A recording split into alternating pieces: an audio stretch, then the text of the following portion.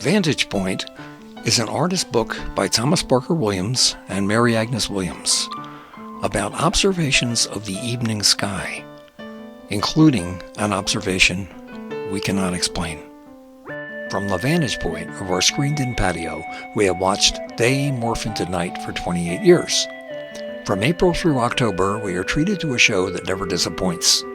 Relaxing at the end of the day, we grill dinner, enjoy some wine, and watch as the evening's activities unfold before us.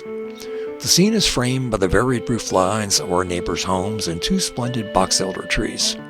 The sky is both backdrop and main attraction. Stars, clouds, and birds are warm-up acts for the rising moon, peaks above the rooftops, and takes center stage. We are also treated to hijinks closer to the patio by ground-level lightning bugs, sparrows hopping in the grass, and hummingbirds jostling for a prime spot at a nearby feeder. Over the years, our vantage point has stayed the same, but we never tire of the show. There's a new performance every night.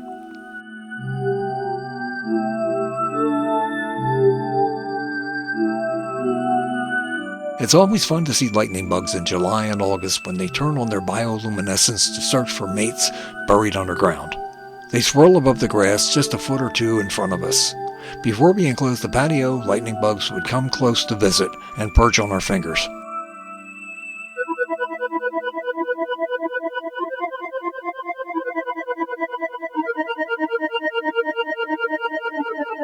As night falls, our neighbors shine a welcoming light on their hummingbird feeder. We've seen these tiny ruby-throated creatures jostle as they try to get close to the sugar border, which is often stoutly defended. When hummingbirds are shut out of the feeder, they quickly dart past our patio, no doubt searching for a new place for dinner.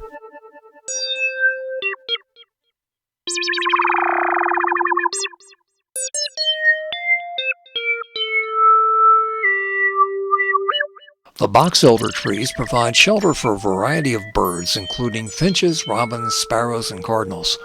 Their songs begin at dusk, some singing solos, others engaged in a musical call and response. We often see them flying in pairs, or more likely chasing each other in swooping arcs around and into the trees.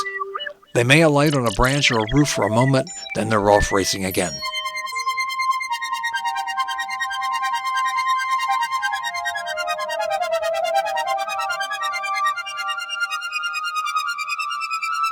Bats have made an appearance in our sky only a few times, and we didn't recognize them at first. They flew extremely fast and seemed to be rushing in different directions, back and forth over the rooftops. Later we learned that bats can fly up to 100 miles per hour. It is likely that the bats we saw were evicted from neighboring attics, so our sightings have been limited.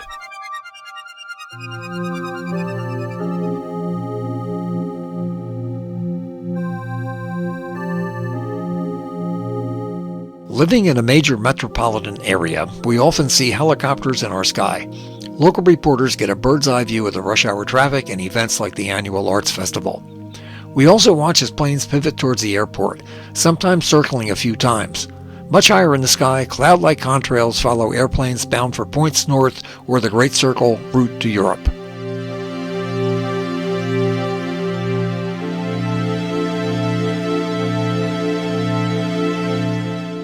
No matter how often we have seen the moon rise, it is always thrilling, as if we were witnessing it for the first time.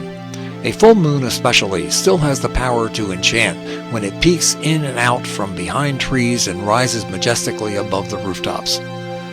We had no idea when we purchased our home that our singular vantage point would give us so many hours of joy, fascination, and wonder.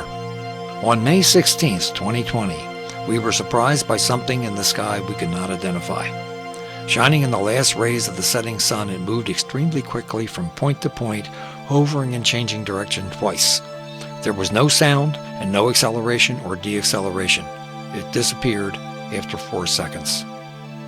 In an effort to understand this unusual object, I compiled data from various sources and using AutoCAD to draw a master 3D model of the area in accurate scale.